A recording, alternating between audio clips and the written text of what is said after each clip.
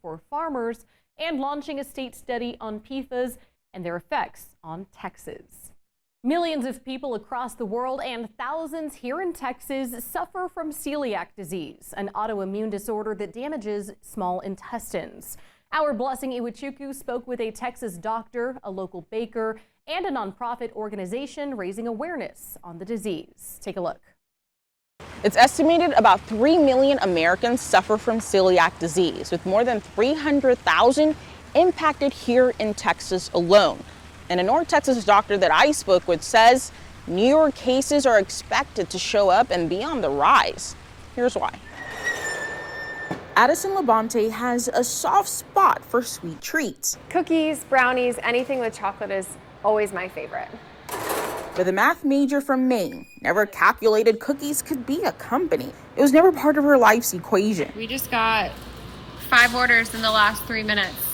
Good job, team. We're up to 25 orders today. The Texas transplant is the founder and CEO of Sweet Addison's, a dessert business she launched in Dallas last year, catering to a new health journey she unexpectedly found herself on. At the time, I was training with my aunt, who's a really great marathon runner, and she's gluten-free. And she said, maybe to feel better, you should become gluten-free and see if that helps with anything. And I thought, that doesn't have anything to do with my legs going numb, but I'm so desperate to feel normal. Let's give it a shot.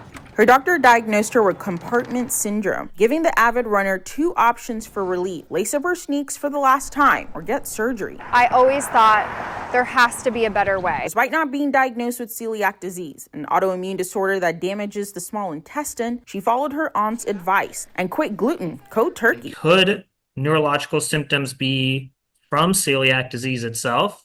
Absolutely. Dr. Amit Desai is a gastroenterologist at Presbyterian Plano and Dallas hospitals. He says they're diagnosing the disease more often than they were years ago. Close to about 7% a year where we're starting to see newer cases of celiac. And part of the reason is why. One is we're better at diagnosing it. We have better recognition. The disease was top of mind more than 20 years ago for the folks at Beyond Celiac. It's a research foundation based in Pennsylvania. Everything indicates that, at least in the U.S., about 1% of the population has celiac disease, whether they know it or not. We would expect that to be the same in Dallas or in all of Texas. Since taking gluten out of her diet, Labonte was able to do what her doctor said she couldn't. I love to run. She went from running a marathon to running a business. Yes, but we're not going to use this one. 2 achievements she challenged herself to do. They're peanut butter brownies. That led to a sweet ending. In Dallas, Blessing Iwachukwu, Spectrum News. Beyond Celiac recently held an event in Texas for the celiac community, with Dallas being its pick for the 2nd year in a row. The organization is funding 2 research initiatives currently on celiac and its impact on the brain.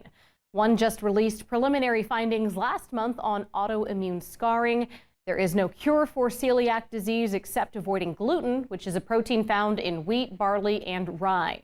To officially be diagnosed, you must already be eating foods with gluten, like all types of breads, flour, tortillas, pasta, crackers, deli meat, cereals, and some processed foods like soy sauce and candy.